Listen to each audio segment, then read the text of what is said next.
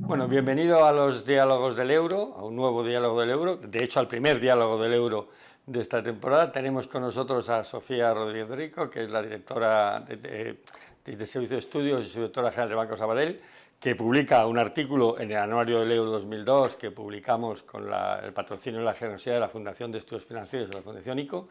Gracias, Sofía, por estar con nosotros y vamos a discutir de política monetaria. Lo siento, pero es el tema de moda. Inflación y política monetaria. En el artículo del anuario tú presentas el estado de la cuestión a la fecha. De diciembre aquí a marzo-abril, la situación de inflación, ¿cómo ha cambiado en tu opinión?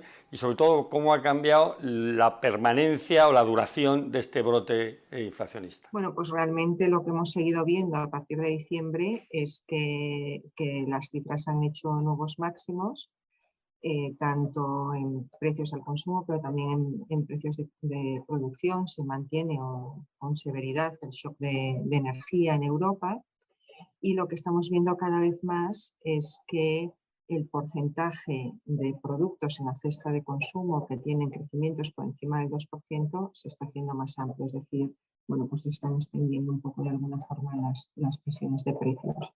Además, en cuanto a los motivos por los cuales hay estas distorsiones tan severas de precios, pues la verdad es que pues no hay buenas noticias, ¿no? Porque con todo lo que tiene que ver con China, con la política COVID-0, con disrupciones en cadenas de producción globales, etcétera, estamos viendo que precisamente en el mes de marzo, en abril, estamos en pico, pues en problemas en traslado de mercancías a nivel global, cierres de puertos allí, etcétera. De forma que yo diría que seguimos viendo máximos en precios, siguen sorprendiendo a las expectativas de mercado, siguen marcando cotas históricas, y la novedad es que, bueno, a medida que esto se mantiene en el tiempo, estamos viendo un poquito más de prevalencia a través de bienes. Y que no hay buenas noticias en el horizonte en el corto plazo, porque los shocks, tanto en COVID como con el tema de la energía, sí que no. Claro, y en este escenario viene la guerra de Ucrania, la invasión de Ucrania por parte de Rusia, que complica evidentemente el escenario de precios de energía, de metales, de commodities, de alimentos, y que viene a generalizar esto que tú llamabas la generalización de las tensiones de precios mucho más allá de la energía, ¿no? Y genera una situación inflacionista que a la vez también afecta al crecimiento esperado de la economía española y la economía europea, ¿no? En ese contexto, ¿cuál crees tú que debería ser la respuesta política monetaria ante una situación de inflación más persistente y más duradera de lo que esperábamos hace 6 meses o hace 3, cuando escribía este artículo, y sin embargo un contexto de economía de crecimiento también menor del que probablemente anticipábamos por las razones que tú has apuntado: COVID, cadena de suministros, política china, Ucrania, etcétera? Hombre, yo creo que lo que ha habido clarísimamente es un cambio muy fuerte en las expectativas respecto a los bancos centrales en los últimos meses. O sea, no es que todo esto que ha pasado no haya venido acompañado de un cambio, de un giro de los bancos centrales, que lo están haciendo, y de hecho pues el Banco de England ya ha subido 3 veces, la Reserva Federal ha subido 1 vez, y desde luego el giro en el discurso está también desde un punto de vista de BCE, ¿no? Y entonces, bueno, pues efectivamente no es que no esté pasando nada ya desde un punto de vista de bancos centrales. En particular, para el BCE, pues el programa especial de pandemia finalizó en el mes de marzo. En junio finalizarán las condiciones atractivas en las que se hacen las TLTROs, también la relajación en las normas de colateral también irá retirándose. Bueno, y al final están hablando de que el QE terminará en el tercer trimestre del 22, ¿no? De forma que yo creo que sí ha habido una respuesta de los bancos centrales, de todos, también en el caso particular del BCE. Empieza a aumentar el número de economistas, si me permite ser un poco más crítico, el número de economistas tanto en Estados Unidos como en Europa, que piensan que los bancos centrales están quedando atrás de la curva, ¿no? que están siendo demasiado condescendientes o complacientes con el brote inflacionista. En Estados Unidos, economistas de corte claramente keynesiano, como el propio Larry Summers o incluso Olivier Blanchard empiezan a preocuparse de esa situación. En el caso europeo también son cada vez más los economistas que le piden al Banco Central Europeo una actitud más decidida en respecto a los tipos. En la reunión de marzo, en mi opinión, esta es una opinión muy personal, me dio la impresión que el BCE estaba esperando las elecciones francesas. Estaba ganando tiempo, porque claro, aquí el elefante en la habitación son las elecciones francesas. Son elecciones francesas, y para bien. ¿Qué se puede esperar? ¿O qué piensas tú, digamos, de lo que podemos esperar del Banco Central Europeo? En términos de política monetaria, tanto en términos de tipos como en la otra preocupación que sí ha manifestado crecientemente y que tú y yo hemos discutido muchas veces fuera del micrófono, de fragmentación financiera.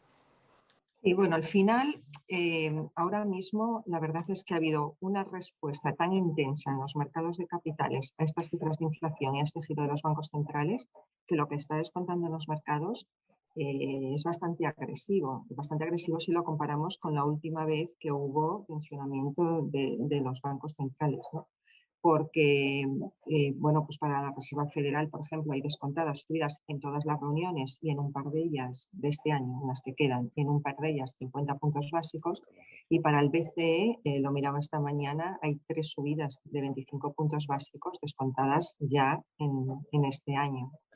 Que es contraria a la posición que el BCE públicamente mantiene. Y de hecho, últimamente el BCE estaba diciendo como que el mercado está, entre comillas, sobreexcitado, ¿no? Bueno, porque al final yo creo que también es importante recordar, y en ese sentido hay un punto ahí, que lo que decía, o sea, que no solo puedes mirar los tipos de interés como mecanismo para controlar la inflación, sino que toda la política de balance acompaña y que está siendo bastante agresiva, mucho más agresiva también en el caso de la Reserva Federal, por ejemplo, que la última vez, o sea, en la medida en la que ya estás desmontando en muy poco tiempo muchos programas de compra de activos y muchos otros programas de impulso al crédito, por ejemplo, con las TLTROs, etcétera.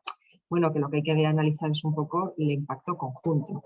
También hay que tener en cuenta que los mercados de capitales son globales y que las condiciones de financiación en el mercado de capitales no vienen solo inducidas por el Banco Central Europeo. Entonces, el tensionamiento que al final se produzca también va a tener que ver con que están girando todos los bancos centrales grandes a la vez y hay un tensionamiento ahí potencial en el mercado de capitales. Y luego está toda la discusión de cómo afecta al crédito, cómo afecta al canal bancario, a toda la necesidad de activos líquidos en balance bancario. Bueno, en definitiva, que yo creo que hay bastantes subidas contempladas y que probablemente olvidan que además está habiendo un tensionamiento vía balances que puede acabar repercutiendo en el mercado de capitales. Hay que analizar todo de forma conjunta. Sí, ahí haces un punto importante, ¿no? Porque es verdad que los mercados y sobre todo los analistas y la opinión pública está como muy focalizada en el tema de los tipos de interés, hay o no subidas, cuando tú lo que estás diciendo, y es un argumento importante y sobre todo que afecta mucho al tema europeo, que hay el endurecimiento general de las condiciones monetarias derivados fundamentalmente de que se termina el programa especial de pandemia y por lo tanto la compra discrecional de bonos públicos y que eso dificulta, va a crear posibles tensiones de diferenciales, de famosos spreads, ¿no? De fragmentación financiera en Europa, pero también has mencionado otro tema que es verdad que se habla muy poco y que me gustaría que elaborase sobre estos dos puntos, que es el tema de las TLTROs y el fin, parece anunciado en junio, de las condiciones de financiación, digamos, favorable o particularmente generalizadas para la banca europea, ¿no? Esas dos situaciones parece que el Banco Central les va a poner el límite, ¿no? Por eso que al final hay mucho foco, por ejemplo, en todo lo que es el quantitative tightening en Estados Unidos con la Fed o el Bank of England, ¿no? En términos de cuánto van a dejar vencer de la deuda que tienen en balance, los activos que tienen en balance, incluso cuánto van a vender activamente. Parece que el BCE no está haciendo nada, pero vía TLTROs el BCE gestiona pasivamente el balance. Al final serán las entidades financieras las que decidan cuánta liquidez devolver de esa que tenían tomada con TLTROs a tipos más baratos, de forma que también habrá una caída de balance en el caso del Banco Central en el caso europeo, más el final de las compras del PEP, más el final de las compras de QE en el tercer trimestre. Bueno, quiero decir que hay bastante gestión de la política monetaria, que no es que no esté respondiendo. Si además el mercado no da mucho tiempo, efectivamente, ¿no? Lo que está descontando un mercado de estas 3 subidas para este año es un poco incompatible. O sea, tendrías que ir a una velocidad gestionando balance, pero sí que si terminas el QE en tercer trimestre, pues 1 o 2 subidas caben este año.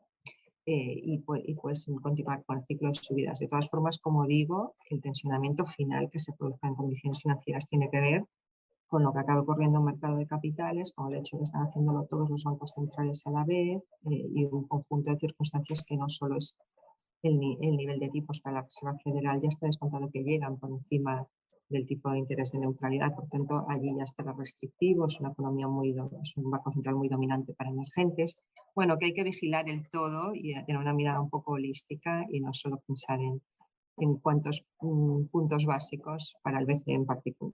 No, está bien esta apelación que hace al sistema financiero internacional, porque una de las posiciones que el BCE venía sosteniendo es la posibilidad de que la política monetaria europea se desvincule, se desentienda de alguna manera de la política americana. No insisten mucho en la autonomía del BCE para fijar no solo tipos, sino las condiciones financieras generales, ¿no? que es una cuestión que veremos discutir, pero me interesa, que nos queda poco tiempo, centrarme en un punto concreto, que es el tema de la fragmentación financiera. El BCE ha anunciado, y viene repitiendo, que está estudiando un mecanismo que evite, una vez que digamos que expiran las compras selectivas de deuda, el programa de emergencia, un programa que sustituya a la OMT, supongo, las famosas OMTs del whatever it takes de Draghi, que nunca se aplicaron porque eran excesivamente duras la condicionalidad escrita, o se pensaba que era excepcionalmente dura la condicionalidad asociada, y está pensando un mecanismo adicional.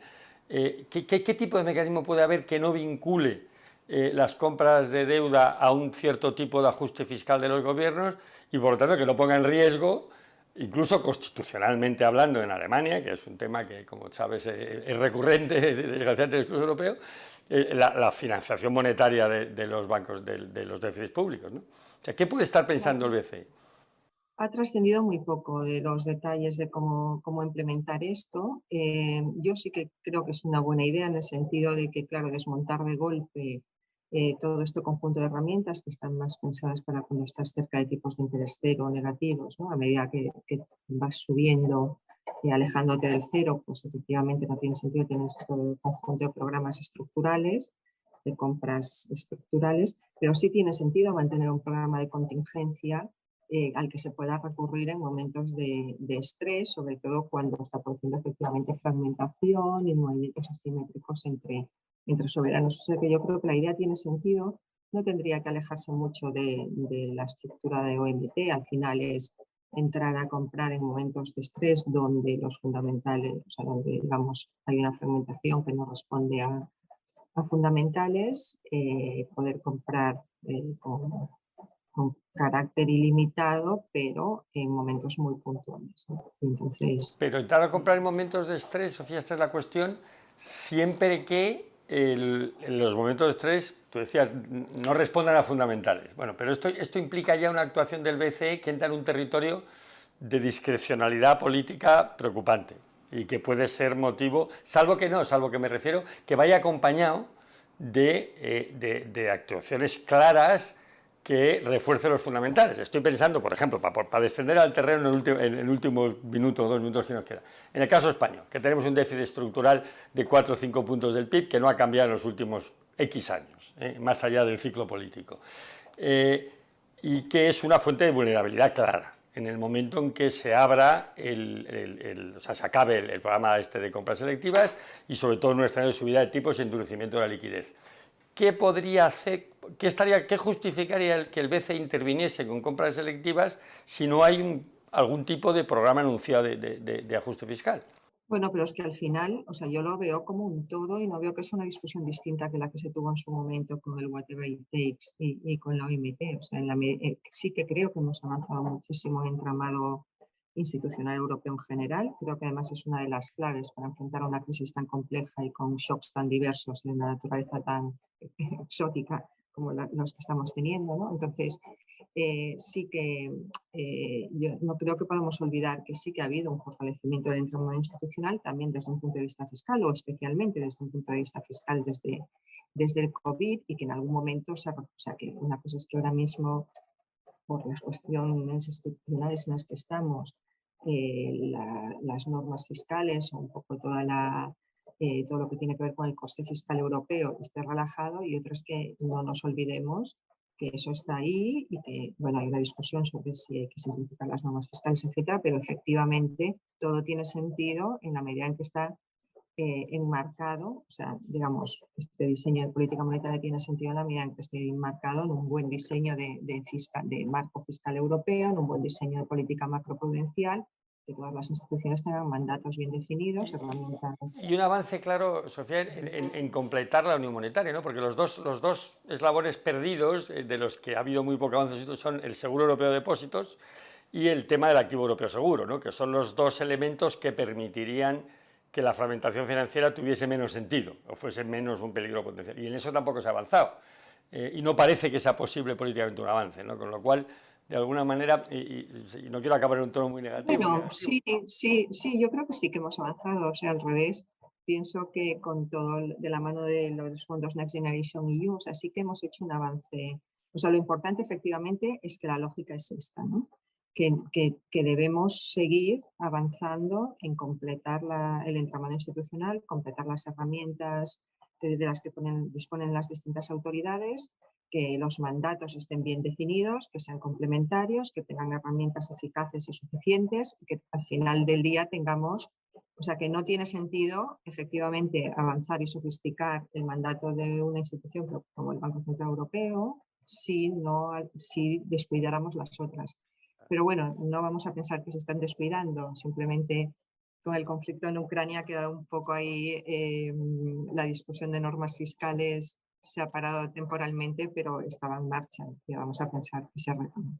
Pues muchas gracias, Sofía. Con ese mensaje optimista de que estamos avanzando en la construcción europea y sobre todo en reforzar el entramado institucional, que en gran medida, yo creo que ese es un punto muy bueno que has hecho al final, que en gran medida liberaría al Banco Central Europeo de muchas de las presiones a las que está sometido y muchas de las necesidades de respuesta política que nacen precisamente de esa debilidad institucional que se está mejorando, que digo, con ese mensaje positivo y con la idea fundamental, que también me parece muy buena, de que hay que mirar a la política monetaria en su conjunto y no solo a los tipos, sino a todo lo que afecta a la gestión de balance del BCE. Yo creo que nos quedamos, para no ocupar más tiempo Tuyo. Sofía, muchas gracias. Y una vez más por colaborar en el anuario y por estar presente en estos diálogos del EDU. Gracias. Muchas gracias por contar conmigo. Gracias a ti.